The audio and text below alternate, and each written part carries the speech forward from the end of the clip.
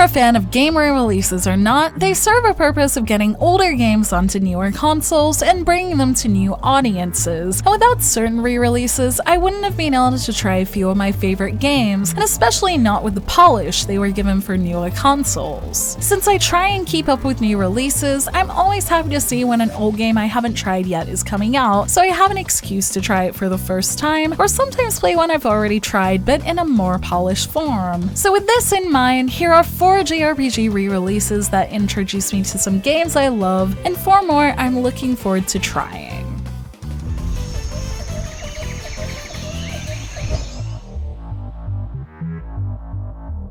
As a PS Vita owner, Ys titles were games I heard great things about and often saw on the game charts on PSN, but I never took the time to play for whatever reason. When I saw Ys 8 was going to be on Switch last year, the time was right, and I was able to play it thanks to that re-release. And since it made this list, I'm obviously glad I did and enjoyed it for many reasons. Discovering the Isle of Samron on Switch was amazing since it was such a big island to explore on a portable console, and finding the castaways on its island was a cool aspect that also left me with extra things to do when I come back to it, since it's your choice if you find them all. Its great story also exceeded my expectations, balancing multiple perspectives well, and despite the problems its first release had with script and voice acting, I had no problem with the Switch version and was glad that its second release could fix these issues and show the Ys series to people like me who'd missed its initial release.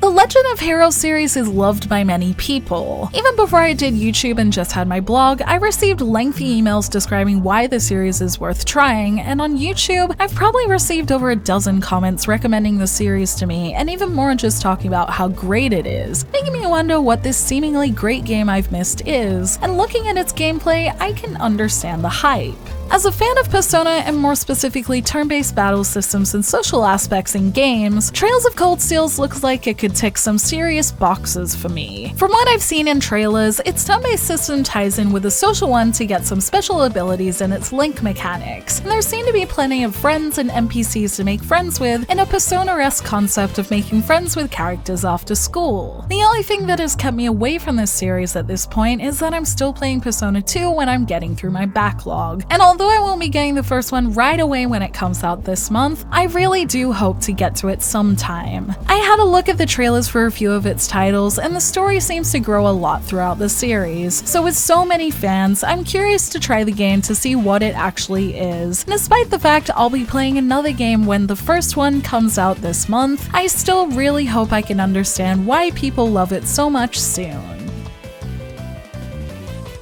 I had briefly tried the Dot Hack game series for the first time a few years ago on PS2 and was very intrigued by them, so when the polished re-release of Dot Hack GU Last Recode was announced for PS4 in 2017, I knew this was the best chance I'd get to jump into the series. And jump into it I did as I played the 4 volumes of Last Recode back to back, with each of the volumes playing out as new chapters in its story, making it easy to get immersed in the individual parts of its big story. Haseo goes on a real journey that expands in each volume, starting as an angsty teen who doesn't want any help, and growing with the help of its variety of characters, and the many differing personalities that were the funny characters you'd expect to find in an online world, but also were very real, which made getting to know them in each volume feel fulfilling. Partnered with interesting dungeons made from keywords and a complete feeling story, if you have a spare 80 hours, I highly recommend the journey that is Dot Hack GU Last Recode if you want to play a great and underrated story in an interesting online world. Until I played Sword Art Online Fatal Bullet, despite mostly enjoying the first series of its anime, I used to let Sword Art Online games pass me by, including Hollow Fragment and Hollow Realization. The games always looked interesting enough, but as I fell out of watching the series actively, I always wanted to prioritize getting back to it so I'd understand the games. At least until Fatal Bullet's gameplay looked like it would scratch my Freedom Wars itch, which made me throw that idea away, and since I enjoyed Fatal Bullet so much, I was happy to see it and Hollow Realization being re-released on Switch. Rather than being based in Gun Gale Online like in Fatal Bullet, Hollow Realization is based on a version of the original Sword Art Online world, with its its own character Premiere, seeming to play a key part of the story as someone who's supposed to have never met humans before and is an NPC with no backstory. While I probably won't play Fatal Bullet again, as I can just buy its DLC for my PS4 version, since I liked Fatal Bullet so much, I'm curious to see if another Sword Art Online game can be just as fun in a world I'm more familiar with thanks to having watched the first series. And with Hollow Realization coming to Switch in Japan in April, hopefully we see an English version at a similar time, as I wouldn't mind trying it too.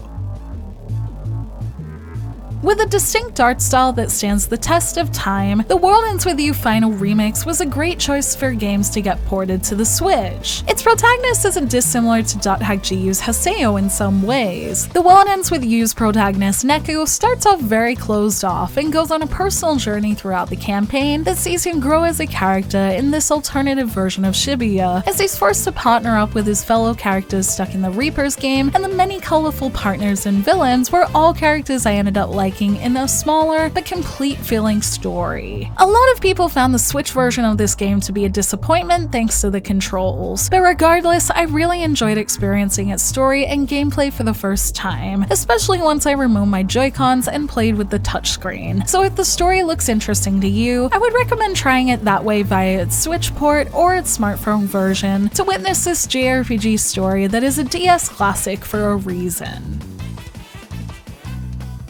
I can't mention JRPG re-releases I'm excited for without mentioning the Caligula Effect Overdose, as it's one I've been looking forward to for a while. Its aesthetic that extends from its visuals to its music seems to make it look really stylish, and this, with the fact that its story is written by the director of Persona 2, has had it keep my interest, and I even own a figure of Mew that I came across for a low price as a reminder that I want to pick up this game. Since I made my most anticipated JRPGs for this year's video, plenty of trailers outlining things from its updated gameplay to its cost have come out, along with it being briefly shown in the Japanese version of Nintendo Direct that was a good reminder of how cool its combat looks too. With so many things coming out this month, it's coming out just around the time I plan to have this video up, and I don't think I'll be picking it up right away. But the Japanese version is in my home at least, so with it both in English and Japanese, that gives me a few options for when I finally get to it in the future, so I can see this unique and dark interesting world I love from its trailers for myself sometime. Since I've reviewed all 3 of the games in the Atelier Arlen Deluxe Pack, I've talked about these games more than enough for people to realize I enjoy them, but as the re-release I've enjoyed the most recently, it would be wrong not to include it here. The Atelier Arlen Deluxe Pack includes the original 3 Arlen games, Atelier Rorona, Atelier Totori, and Atelier Maruru, available both in the pack and available separately as a perfect introduction to those like myself wanting to prepare for Atelier Lelua. It's a great way to get to know Atelier Atelia's signature gameplay loop too, which involves gathering materials through picking them up off the field or battling, synthesizing items and doing quests, then doing it all over again, with it including the battles and leveling up of most JRPGs, but with a bigger focus on crafting and unlocking events at your leisure that makes it unique. The Arlen trilogy does have the added challenge of a time limit, which Lelua won't have. I kinda liked the pressure it added to help me get good at the mechanics, so with plenty of personality-filled events, pretty character designs by Mel Kishida, and different smaller mechanics in each one, if you're looking for a deep gameplay experience that balances its own crafting focus with RPG mechanics, this collection and the individual games in it are something I grew to love thanks to trying them in this re-release.